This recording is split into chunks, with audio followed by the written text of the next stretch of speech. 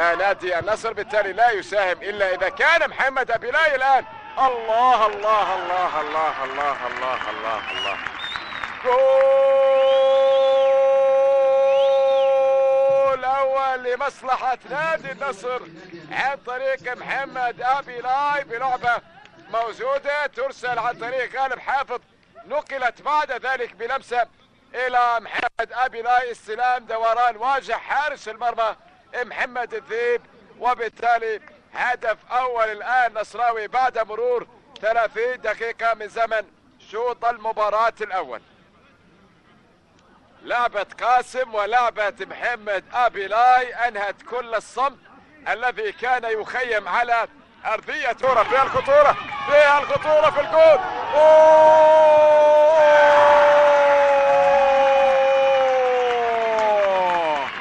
ما خلص جمعة درويش، لكن دائما محمد ابيلاي في المكان المناسب والمتابعة، ويعرف تماما كيف يستغل مثل هذه الظروف لياتي من بعيد ويعطي نادي النصر الهدف الثاني بعد نكلات موجودة والمساحة التي وجدت للاعب قاسم سعيد وجمعة درويش. حاول من خلال جمعة درويش ان يضع الكرة في المرمى، لكن تدخل اللاعب والحارس محمد الذيب لم يعطي جمعة درويش الهدف. لكن بعد ذلك محمد ابيلاي جاء من بعيد وساهم في ان يضيف لنفسه هدف ثاني في هذه المباراة، ويؤكد حضوره القوي والاضافة الكبيرة والكبيرة للغاية بالنسبة لنادي النصر في هذا الموسم.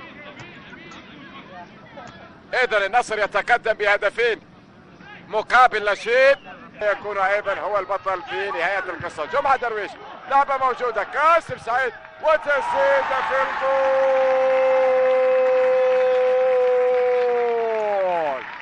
قاسم سعيد الان يسجل ثاني اهدافه في هذا الموسم والهدف الثالث مع فريقه في هذا المباراة عن طريق تسديدة قوية وبمتابعة ايضا من اسم كان قريبا من النصر في العام الماضي، المدرب محمد الصياري اللاعب السابق الذي يتمنى ايضا ان يعود النصر الى الواجهة والى ان يحقق البطولات التي غابت منذ سنوات طويلة للغاية. تسديدة اوقفت محمد الذيب وجعلت الشباك تهتز، وبالتالي النصر الان يهز كل الامور في الملعب ويعطي التقدم والنقاط الثلاث خلال الجولات القادمة عن انتصار اخر. هنا محاولة للرابع نعم للرابع الان، ومحمد فرج يسجل هدفه الاول في هذا الموسم والهدف الرابع بالنسبة لنادي النصر بعد ان شاهدنا الوقت المضاف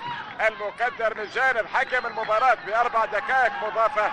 جاء النصر ليؤكد كل هذه الارقام الموجودة في هذا المساء والمتبقي في خلال عمر واحداث هذا اللقاء باضافة هدف الرابع اكدنا عليه في السابق بان النصر قادر في الدقائق المتبقية ان يسجل هدف اخر، بينما بوشر عليه ان يفكر وان يعمل مع مدرب جمال بخش في قادم الايام